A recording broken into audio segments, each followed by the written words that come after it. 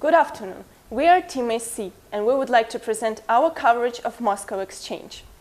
We issue a hold recommendation with a 12-month target price of 137.7 rubles per share. Our recommendation is underpinned by 4 pillars: drained growth potential, decrease in net interest income, stable fee and commission income, and lucrative dividend yield. The Moscow Exchange was established in 2011 through the merger of 2 biggest Russian exchanges and then held an IPO in 2013. As for now, MOEX has one of the biggest free floats among Russian companies. The exchange is both vertically and horizontally integrated and incorporates the National Settlement Depository and the National Clearing Center. Now, let's turn to revenue structure.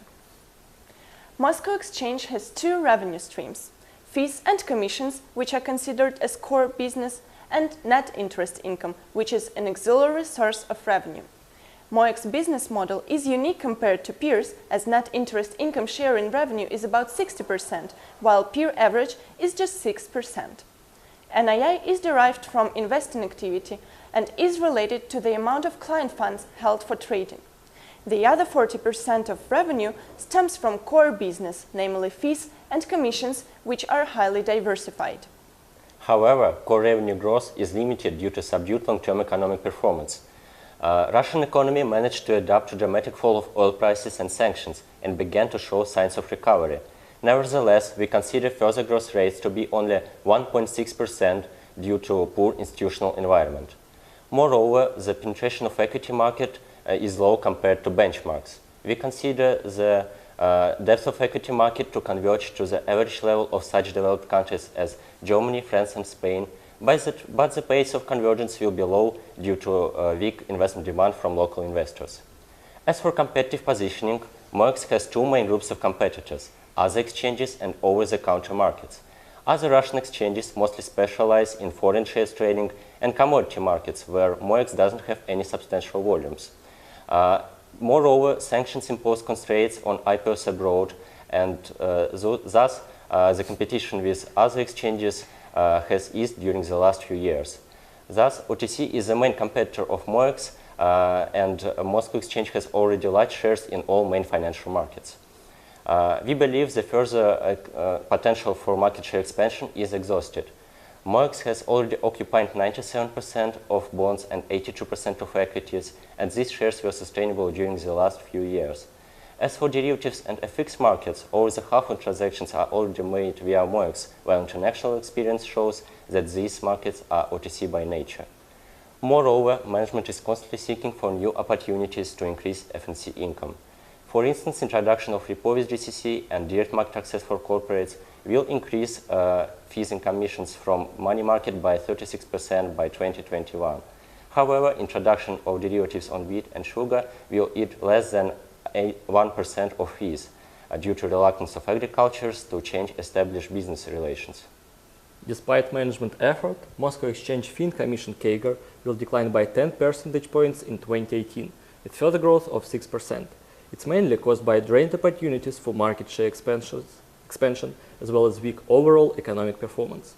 At the same time, we stress MOEX core revenue will grow regardless of economic cycle due to its counterbalancing nature. Procyclical markets will be the main driver of MOEX revenue under conditions of economic recovery, while countercyclical products are slowing down. Now let's turn to auxiliary income.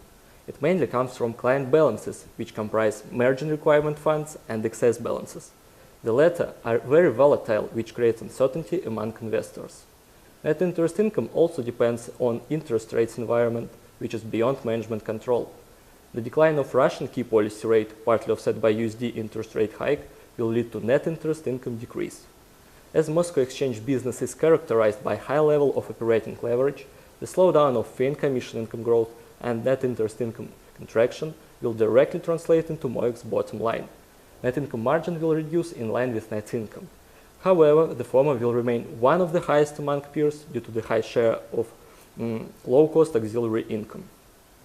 We view Moscow Exchange as a quality stock rather than a growth one. MOEX dividends will be the main source of investment return with 5.3% 2016 dividend yield, which is the highest among peers. However, the exchange lags behind in terms of 2016 payout ratio. Along with moderate capex outlook, no plans for sizable M&A, and low additional funding requirements of National Clearing Center, we expect the ratio to gradually increase towards 80% by 2020. Overall, we believe the dividend payout increase will outweigh expected midterm net income contraction. We evaluated MOEX intrinsic value through a 5-year DCF analysis. We utilized a discounted free cash flow to equity model as the company has a debt-free capital structure. Our DCF assumptions are the following. Our cost of equity equals 14.16% and was calculated through the CAPM model. The assumptions for cost of equity calculation are presented on the slide on the left. Our terminal growth rate equals 5.85% and comprises two components: long-term nominal GDP growth and the impact of long-term growth of financial market penetration. We arrived at the 12-month target price of 137.7 rubles, which implies a 0.6% discount to the current price of the company. We also checked the sensitivity of our target price to cost of equity and terminal growth rate to verify the validity of our analysis. We additionally utilized trading multiples approach, but the biggest problem here, as it was already said, that there are no exact comparables for the unique nature of MOEX revenue.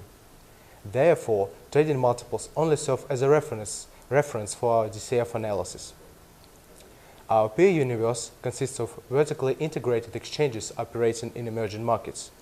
Regarding 2016 price-to-earnings multiple, MOEX is trading with a roughly 39% discount to the median multiple. However, MOEX has the lowest implied EPS growth rates for the next 2 years, as compared to its peer group. For this reason, we conducted additional analysis by adjusting 2016 price-to-earnings for EPS growth. The latter was calculated as a weighted average of 2-year and long-term EPS CAGR. The results of our analysis are presented at the top of the slide. Although the direct comparison shows that the Russian market undervalues MOEX, further adjustment for expected growth confirms that the market values the company almost at a fair price. We additionally checked the feasibility of our analysis by performing Monte Carlo simulation, and as you can see, about 76% of outcomes support our hold recommendation. Investors should be aware of 3 major risks: worse than expected economic growth in Russia, threat of high competition with OTC market, and unexpected fall of client balances. We believe economic conditions are the main factor which determines MOEX performance.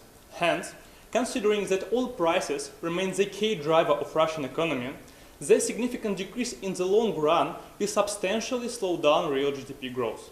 As a result, this negative scenario will have complex impact on whole financial market and create 20.5% discount to estimated target price. At the same time, there are a lot of innovative tools in OTC market which may also threaten MOEX business. These OTC tools include more high-technology trading platforms, for example, Sberbank markets, which help investors to execute transactions without MOEX. As a result, this risk scenario will lead to lower fee and commission income and adds 11.3% discount. The third major risk is adverse impact of cross-margining. Even so, MOEX has successful examples of its innovative products implementations. Cross-margining may not result in increase of trading volumes, primarily because of slow economic recovery and high market uncertainty. At the same time, decrease in total collateral amounts will bring down MOEX net interest income and leads to 8% discount to estimated target price.